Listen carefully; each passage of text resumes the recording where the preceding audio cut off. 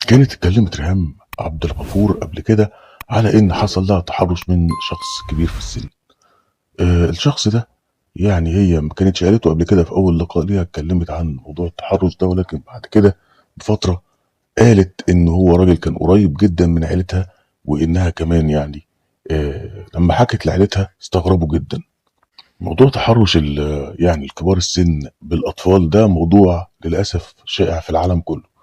عشان كده موضوع انك تسيب طفلك مع اي حد وتقول ده زي جده، ده زي عمه، ده زي ابوه، الكلام ده كله غلط، وما انصحش ابدا اي حد بيه.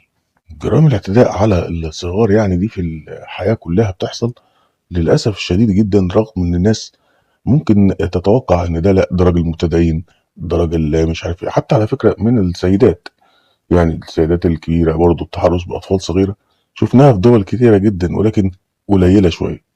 ده بيبقى مرض، يعني خلل أو مرض، يعني يستوجب طبعا العقاب الشديد جدا للمتعدين على الأطفال.